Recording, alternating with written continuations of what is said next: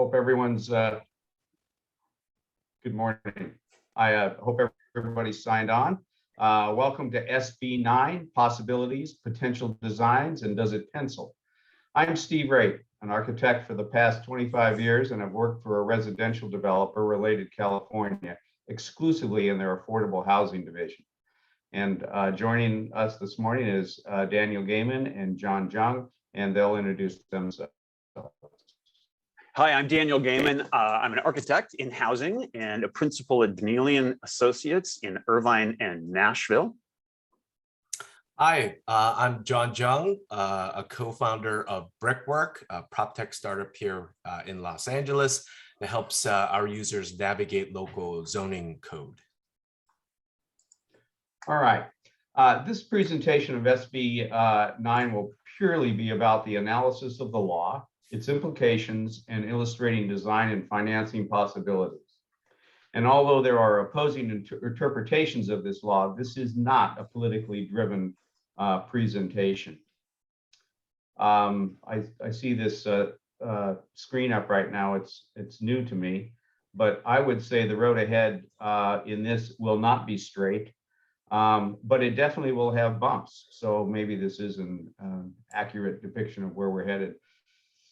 As we all know, California has a housing crisis. In 2018, California ranked 49th among states in terms of housing units per resident, and the state needs to double the current production of housing, which is about at 85,000 units per year, to keep up with population growth. This presentation will describe how the law is intended to be part of the solution, explore its design constraints, present some design possibilities, discuss financial strategies, and which will all be followed by a Q&A.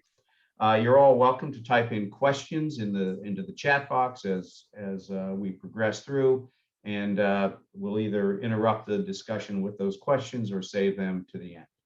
So I'm going to pass it off to Daniel now. Awesome. Thanks, Steve. So I want to talk about what's in the law, and again, not taking a position on it, but just describing what's in it, what we perceive it to be. So I wanted to show this image because the law really divides into two very simple things. Number one, you can remodel any existing single-family home on a single-family zoned site to turn it into a duplex. There are some limitations in terms of how much of the original structure has to remain, but that's pretty straightforward. Just boom, just turn a single family into a duplex. The other chunk of the law is a little bit more complicated, and we're going to focus on that one. It's the splitting an existing single family lot and creating a duplex on each of the resulting new lots from that lot split. So as you will discover as I begin to show you some solutions, that there are an almost unlimited number of possible options in order to do this. So we're just going to show a few to stimulate some thinking. But before we do that, let me talk a little bit about some other things in the law. First, I'm going to talk about the restrictions. Generally speaking, there's a few of them, and including if you're located in a coastal zone, maybe, or a high fire hazard zone, maybe. This is not possible, but that's a little bit unclear. You can't do it if you're in an historic district, on farmland, on wetlands. There's a lot of reasons why you can't. That eliminates like 20% of all the single family lots in California. If you are owned by a community land trust or a nonprofit, you're not eligible. And if you've already done your property, you can't also do the property next door, which I think is a very interesting sort of limitation. And finally, in this sort of category, if you have already constructed an ADU on your property, you are also not eligible to use this law.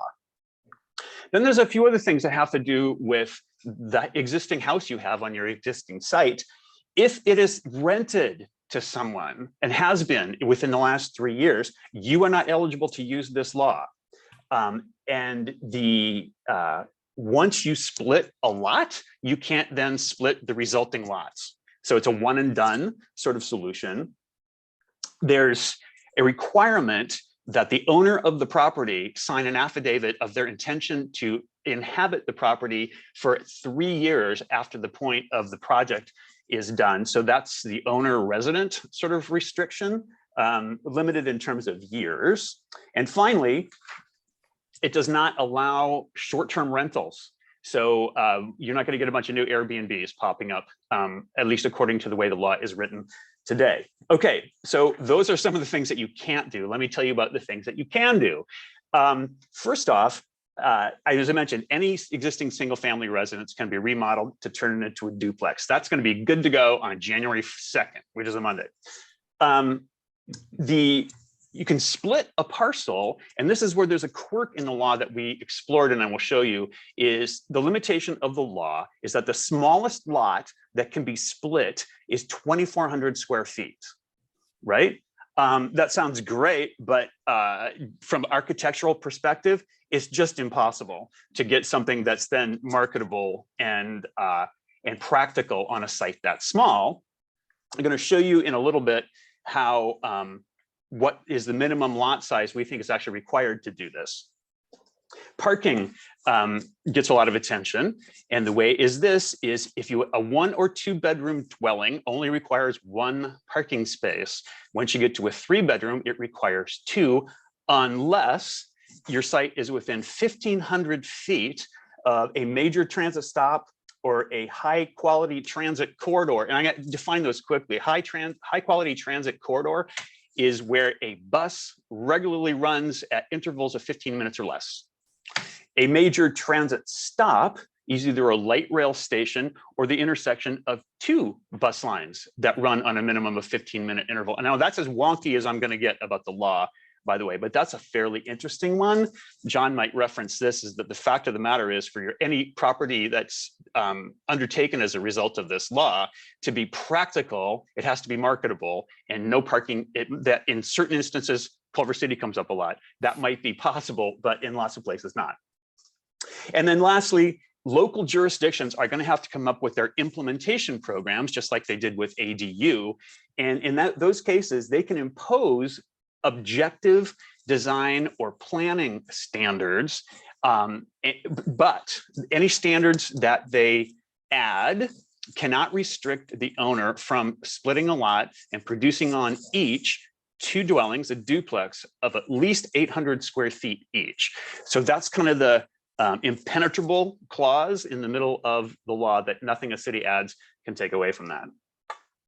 Okay, I know I'm going quickly, but I want to show you some pictures. So what I'm going to show you next is, this is a 6,000 square foot lot. And if you look at the data, the statistics on the right, these are modestly scaled units, right?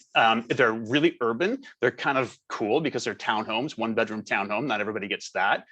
But you can see how much space is consumed by getting cars into these dwellings, right? We tried to do the 2,400 square foot lot, then we tried a 3,000, and we just kept making it bigger and bigger and bigger till we hit the livability factor. And for us, that was 6,000 square feet. But these are very modest units. You can see they're just in the conceptual sketch stage. And they're 3 stories tall, because if you get a smaller footprint, you have to go taller. And that only gets you to the code minimum size in these units in the back, because that is a small little building. This might look like this, with the house in the front and the one in the back. They're all 3 stories. Nicely, there's only a narrow driveway and 1 guest space that's screened on the street. So this is sort of a street-friendly solution. Again, we think this is the smallest site that's practical to do an ADU, or sorry, an SB9 lot split and duplex solution. So once we got this, we said, well, what happens when a site gets bigger? Because certainly you get more freedom and more elasticity in terms of what can be solved there. So I want to show you a series, 2 different site sizes. We studied each of these 2 ways. The top is an alley loaded site.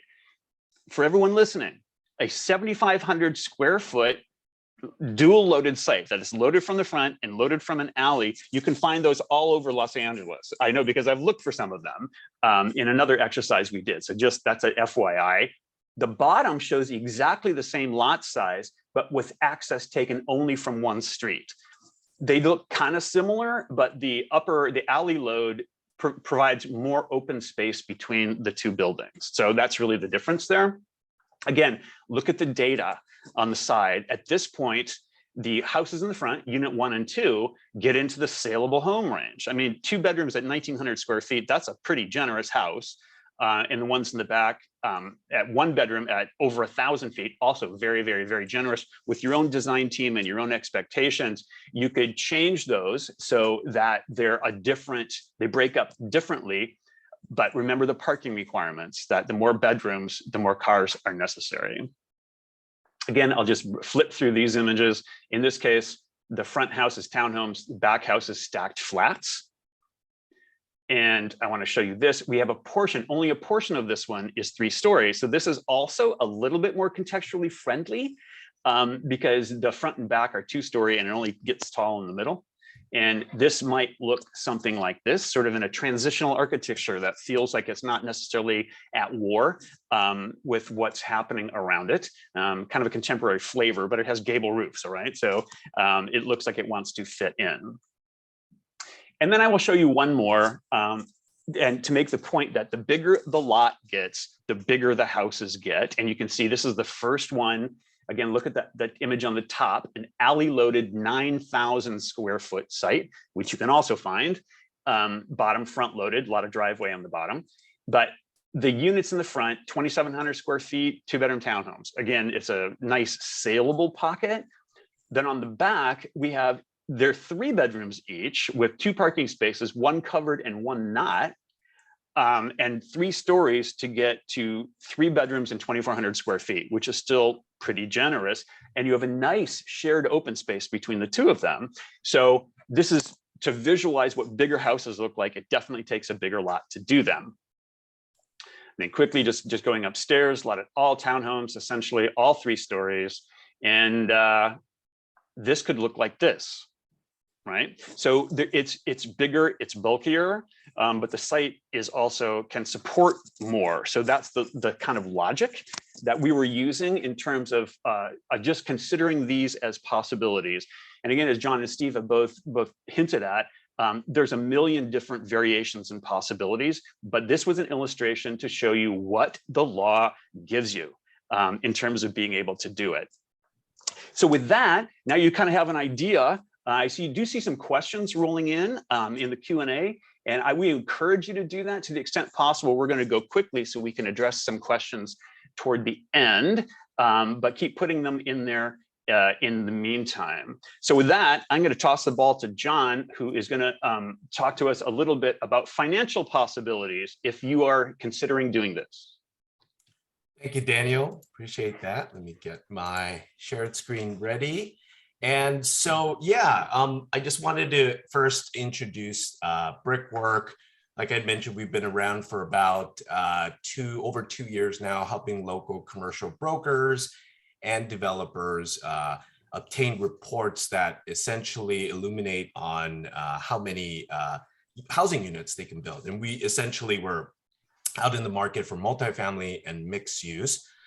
But obviously this law passed, and we understand how much of an opportunity this is. So we are working on a draft report currently, which kind of goes through a couple scenarios that you can do.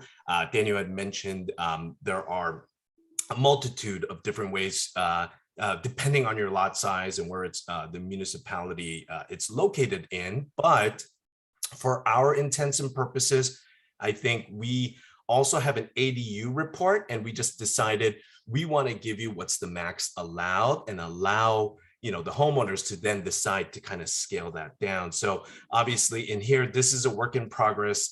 We're just showing this for this presentation, but for this hypothetical lot or parcel, you're going to have the scenario obviously of just utilizing the existing structure and gut renoing it, or even demoing it and building a duplex, or splitting the lot and demoing everything and then obviously building 2 duplexes on each subdivided lot. And then we go down here.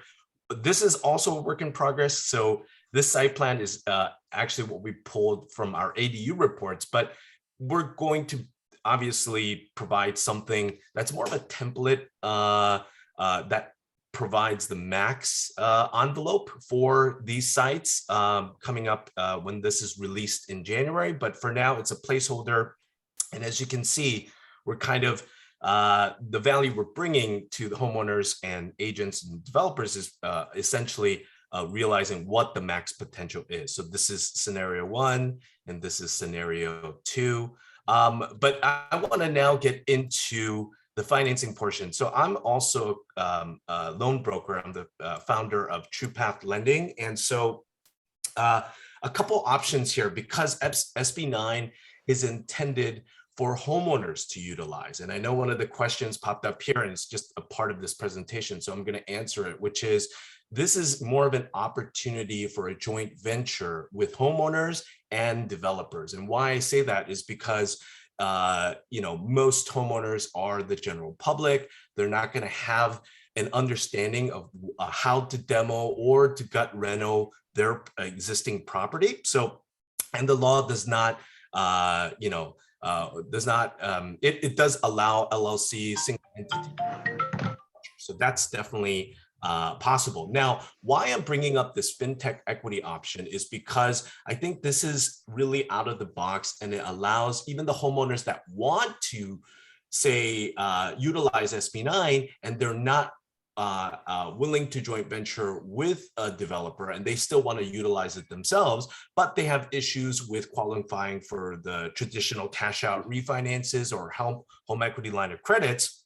There's a couple companies out there called Noah and Point. These are venture-backed startups, fintech startups. And so I'll just go over quickly what the highlights are. What's really powerful is this is an equity, not debt. So they'll invest anywhere up to 5 to 20% of the home value, capped at 85% loan to value. So the max equity investment you're able to obtain as a homeowner is $350,000 with Point, and up to $500,000 with Noah.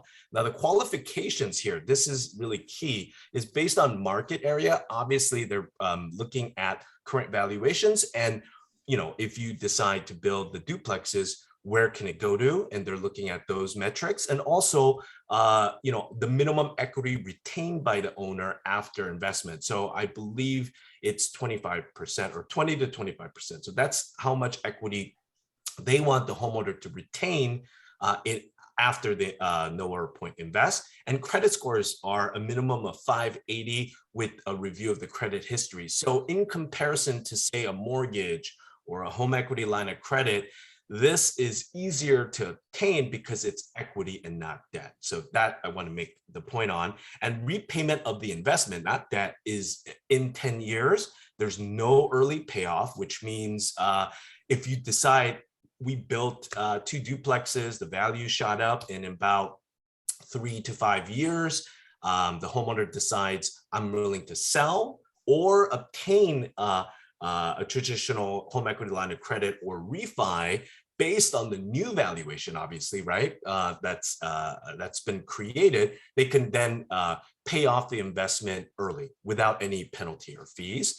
And then there's one more company I wanted to kind of highlight here called Inbound, which is pretty powerful. So Noah and Point are venture backed that allows for a home equity investment, but you have to kind of accept their terms. Inbound is a platform that kind of like crowdfunder platforms, WeFunder, they allow the owners to raise equity directly, setting their own terms. Now, of course, these are homeowners. And like we said, how do they know what terms are beneficial to them and not? So they'll have some real estate attorneys and consultants on deck to help them with some traditional kind of terms there, so they could kind of understand that. So, and then I want to kind of describe what happens when the said homeowner either taps into investment to do this, or Brickwork also is going to launch a plan where we facilitate this from A to Z, which means that we ourselves are going to partner with the homeowners in an LLC and build it for them where they don't have to tap into their savings or their equity, and will obviously have a split on the profit that's generated. But so just to introduce the kind of path to penciling, TruePath is a loan brokerage that will help facilitate the fintech equity options along with traditional cash out refis and home equity. So the kind of path that we're seeing here is that whether you tap into home equity investment, or you have savings, or you want to go traditional debt, of course, these are all open options for the homeowners to decide. But afterwards, and the developers watching will understand this, but this is more geared toward homeowners, because obviously that's who this bill is intended for, is there's a ground up construction loan that you can obtain through us,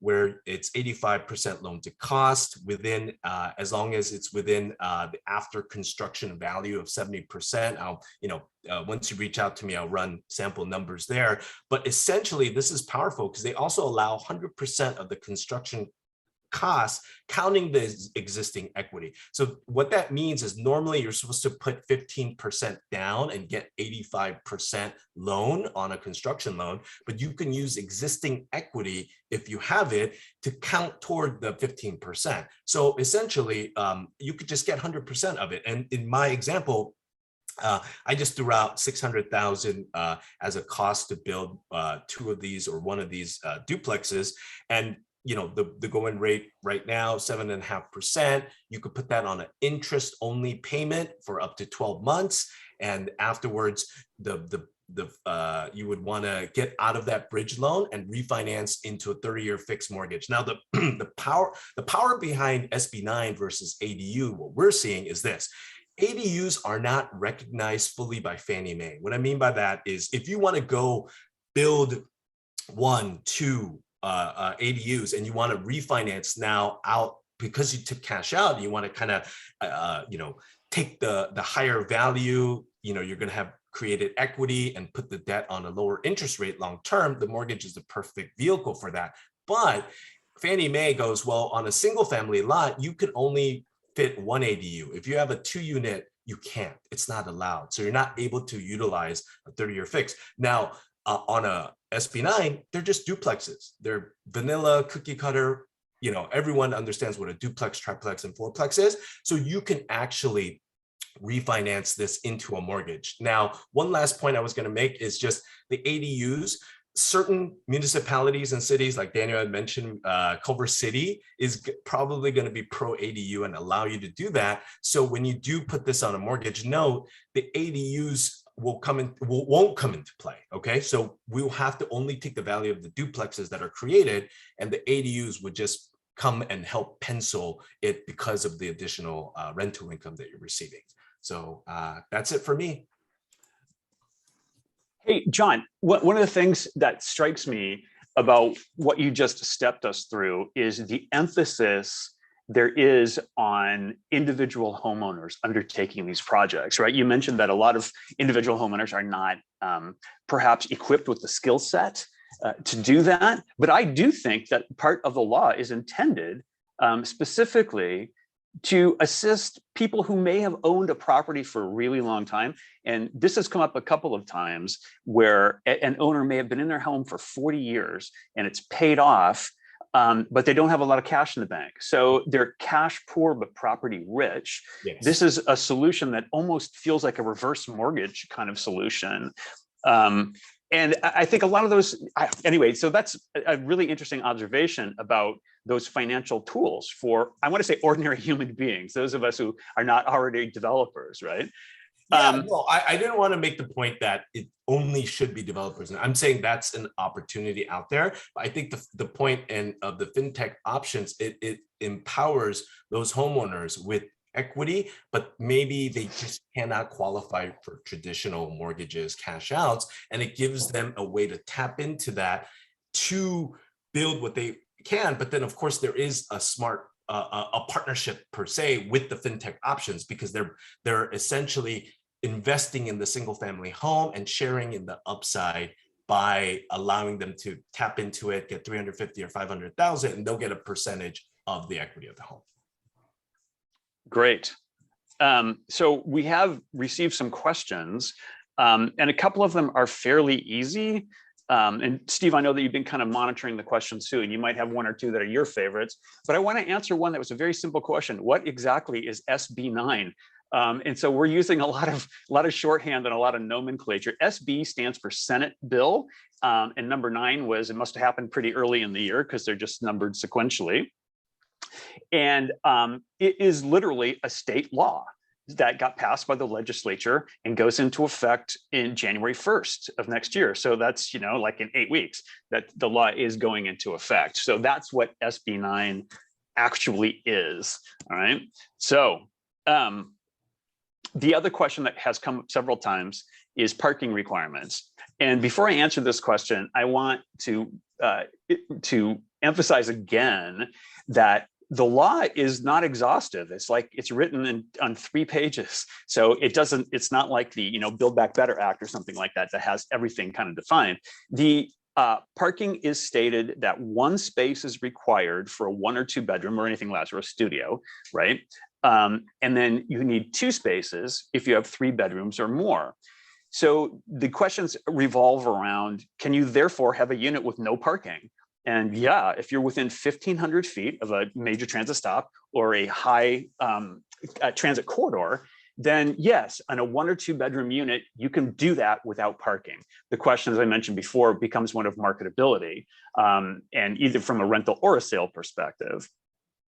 So that is the answer to that. On a 3 bedroom or more unit, you always will end up with at least 1 parking space, is my interpretation. Certainly, like so many things in the law, that will be challenged. So we're expecting some of that to happen down the road a piece. Hey, Daniel, there was a question by Michelle, and she said, did I understand correctly that SB 9 can only be utilized if the property owner is going to live in one of the units for at least 3 years? In other words, does this mean that this is not a tool that developers can use to increase density in a single family zone? Yeah, great. Thanks for the question, Michelle. And okay, again, there are no very few of my answers are going to be black and white, absolutely bankable. But in responding to that, the law says that for a lot split, this doesn't apply to the single family home remodel, only to the lot split. If you're going to split the lot and do a duplex on the second lot as well as the first, then it is required that the owner who is on the title to the original land sign an affidavit of their intention to live there for 3 years. So you can start to see that's a bit murky. But that's the thing, the owner has to sign an affidavit that they have an intention to live on the site for 3 years. And there was a second part of the question too, right? What was the second part? I've lost it. Oh, yes. So about the developer. So is that a sort of restriction against having a developer come in? And John pointed out just a moment ago, there are investors, I'm going to call them, who are willing to partner with homeowners and essentially act as their development service. But to your point that I think you're getting at, Michelle, there is currently no scenario that we can imagine under which a developer could come in and just buy property after property after property in a neighborhood and start redeveloping in this manner. Now, the other thing I know is that I've been working with developers for a really long time, and it's a very clever group of people. Somebody's going to figure out a way to work around that in the law, and/or the law will be modified to either allow that or to strictly disallow that. So again, I wish I could be more concrete with the answer, but that's what the law says. And so it's going to be interpreted and tested. I'd like to refer at this point back to the original ADU law in 2016 that had an on-site, it had an owner-resident restriction in the original ADU law. And of course, almost nobody built them. And those that did were really intended as granny flats or for family members. The legislature went back after a lot of bitter complaining and changed the law in 2017 to remove the owner residency requirement, and the production of ADUs in Los Angeles skyrocketed. In 2019, there were 15,000 ADU completions. So will there be a path like that for SB 9 stuff? It will be really interesting to see. Hey, John, there's a question from Brian. How much information is available related to the ability or limitations for nonprofits and community land trusts to acquire property and utilize SB 9? Good question. Actually, I just sent that over to my partner Alex on chat. Okay. But I have I have Miles's question answered actually, which was, I believe, I have a duplex zone RD2. My understanding is that SB9 is only for single family lots, but AB 803 can be used to split lots for RD2. Does anyone know if AB 803 differs from SB9 in any way except for the zoning? And the answer is SB9 and AB 803 are completely separate laws. AB 803 applies only to multifamily lots for a small lot subdivision. So it is not applicable to SB9. It's really been under the radar. It hasn't drawn nearly the attention and interest that SB9 has, in my opinion. But it's a really good question. And a question from Eric. Who's talking about selling these units? 2 units on one lot can't be sold separately unless they are condoized? So great question. The for sale duplexes have been done since the dawn of time, right? And they do. It's a Department of Real Estate regulation that they are essentially condominiumized because there's not a fee simple split in however the duplex is divided. So yes, there is an airspace kind of arrangement in order to sell half of a duplex separately. It's a good question though. There's another one that I saw that I sort of liked. Somebody asked about, couldn't you split the lot and just put a bigger single family in the back? A single family dwelling, if I understand the question correctly. And the answer is, sure, you can do that. But when we approached it, we had a little bit of a bias, I will just confess this right here, of finding a maximized value of working with things. And that might be a way to do it. But rather, even aside from the maximized value, we just want to maximize, I'll just speak for myself, I want to maximize housing. And as I've said before, when ADUs started being done, the single greatest untapped resource of developable land in Southern California is backyards. And if this is not going to solve the housing crisis, but it's another tool in the toolbox of getting there. So yes, there are lots of different combinations you can do on a lot split. We just assumed that if you're going to split it, do 2 on each. That was our question. Jeff asked this question: why are nonprofits excluded? And no requirement for 3 years to reside with a nonprofit? Boy, you know what? I saw that question as well. And I will have to confess that I'm not an expert on the land trust and nonprofit. John, do you know more about that one? Yeah, Alex, actually, I threw that question over to Alex and he replied that SB9 does not discuss nonprofits or community land trusts. This is also something that we hope will be clarified as the law is applied. Yes.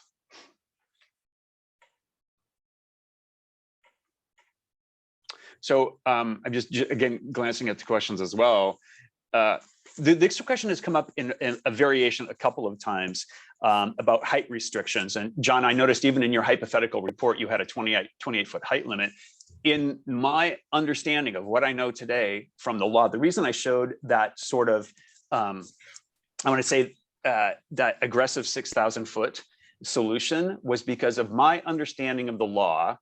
There can't be any restriction that would prevent me from splitting that lot and putting a duplex in the back of at least 800 square feet each, even if I have to go 3 stories, is what the not so subtle implication of that is. Again, the law doesn't speak specifically to that. And I believe it's going to be tested in court in all probability, just like some things about ADUs were. One thing it says, for those of you who ask me the zoning questions, is the cities can require they cannot require a setback from a side or rear property line of more than 4 feet. So that's something that's in the law, allows you to do more footprint. But again, the limits of these things will certainly be tested. Another one in that regard is, you will notice that I put on all my illustrations what the FAR of the sites were. In many R1 lots in Los Angeles, for example, the total FAR is limited to 0.5. However, you can do a detached ADU of up to 800 square feet and it flies under the radar. It does not count in the base FAR of the property. So it's an interesting, how that applies to SB9 is unclear. we'll see how that happens in terms of how that's gonna shake out in terms of the interface. But architects, Steve, we're gonna want to know that, right? I mean, Yeah. how Well, here, let me put my architect's hat on and not my developer hat. So I'm putting on my white hat, not my black hat right now. And as an architect, the context, I think, should be respected. I mean, you should try to respect the front setbacks, the adjacent building heights, the character of the neighborhood. And particularly now that we're, possibly going 3 stories, if it works in the context, we should be concerned about the loss of privacy to adjacent neighbors. So there are a lot of design issues that we may not have any restrictions on, but I think as good designers, responsible designers, and responsible developers, we should consider all those things as we're looking at this. Thank you. Sure. There's a comment from Elizabeth that talks about, I just mentioned about maximizing value and the number of units available. And she very astutely observes that it's going to depend a lot on neighborhoods and different neighborhoods. John and I have spoken about this in the past, is if you consider where larger lots tend to be clustered, and they tend to be clustered in either pre-war or early post-war developments that had large lots and small houses. Occasionally you'll get a one-off. I was speaking to somebody the other day. There's a neighborhood in Newport Beach that's referred to as the Port Streets. The Port Streets have fairly large sites, but they have fairly large houses on them. And the value of those these days is about in the $4 million range for a house in the Port Streets. Occasionally there are cul-de-sacs and they have much bigger properties, like 20,000 square foot properties. And in some ways they seem like an almost ideal candidate for someone to do this, because you could keep the front house as it is, split the lot, put a duplex on the back, and sell those various ways of maximizing the value of that sort of site. Now, I also understand that in the Port Streets neighborhood of Newport Beach, everybody knows everybody. So one might expect, Steve, some, I want to say neighborly communication in order to do that. But again, the law does not speak to that specifically. Right. So we'll wait to see how that's going to work out. And just one more thing, there's a little bit of I'm going to say a back and forth going on in the Q&A right now. And I'm going to commit to the people asking the questions about the nonprofits that we will all go back and dig into that a little bit more so I can answer the question. They are referenced in SB 9, but that's if the property is currently owned by a community land trust or a nonprofit that is not eligible for the law. But thank you for the question. I can't answer it specifically, but we will do some more research, and we'll be able to report back on that, if not sooner, at least in our follow-up webinar, which we're currently planning for January, when we see what sparks have flown exactly regarding the law.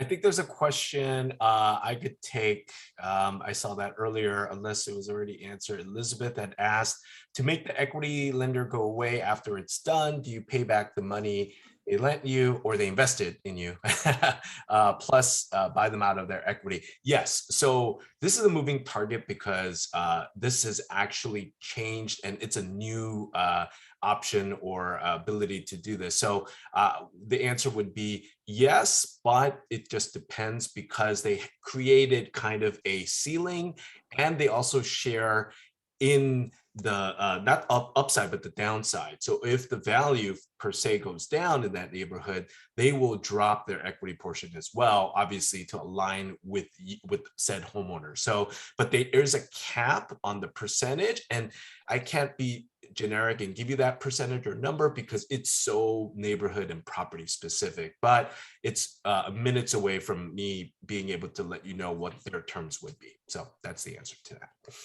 There's another question that got my attention from Eric, and he says, it is my understanding that the law allows duplex without owner on-site, and subdivision requires owner on-site provision that sunsets in 7 years. And can you clarify, confirm? So I will clarify that.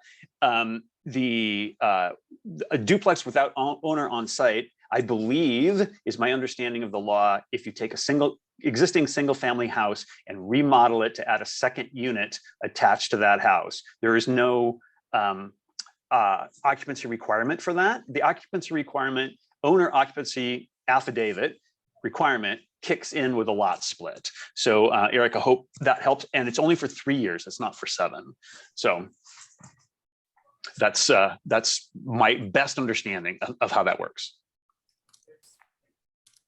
And somebody asked, following this from Jack, can you clarify if the owner has to live on just one of the split lots and can rent or sell the other one? And the answer to that is yes. The owner just has to be a resident in one of the units or sign an affidavit of intention to be a resident for 3 years. And I'm sorry to be goofy about underscoring that that's the text. That's the way that's written in the law, because I don't think that's ironclad necessarily either. So we'll see how that's going to work. And then for Kareem, who asks about how this could scale in a neighborhood, I think, John, you dealt with that. It's about the partnering idea or investing with an owner who has lots of equity. And I think you mentioned so many different things are sort of popping up. I don't know if you joined us from the beginning, Kareem, but John addressed that. And incidentally, this program is being recorded, and we can, so you can find it later, and it'll be on our Danielian YouTube channel if you want to go back and review it and or make more comments or prepare questions for the next one. I saw a question out for Alvin. Does a law need to be adopted at a municipal level before you can start doing the lot splits? The answer is no, it's state law. If that's the case, which municipalities have been more supportive of adopting an ordinance to be approved in their planning or building groups? Well, none of the municipalities have prepared early enough right now, and we're kind of anticipating, maybe hopefully, that they are ready by January, but I suspect certain ones won't be, and they'll be playing catch up, and they always say they would. So that's going to be Daniel. No, John, I agree with that. And there's a lot of I want to say sound and fury in Los Angeles at the moment about people asking the city council to do different things regarding the local implementation. But right now, there are still a lot of municipalities scrambling to get their housing elements approved. Those that are actually trying to do that. And all those are due in about a month to have the housing elements approved. And as a tag to that, for those of you who are keeping score, units produced through SB9 lot splits do count in the fulfillment of RHNA requirements. So that's another possible incentive that cities have to not make the path impossible. Jack asks again, thank you. I like this question, Jack. Do you expect owners will be able to lot split using SB9 within 2022? And the answer is until the local municipalities roll out and attempted to ordinances to add more restrictions and rein them in. And I have it kind of, this is gossipy, but I have it on rumor that in the city of Garden Grove, there are already pending applications for lot splits under this law, and the city simply can't act on them until the state law goes into effect on January 1st. So as I like to tell my developer friends who are in acquisitions, go where you're wanted.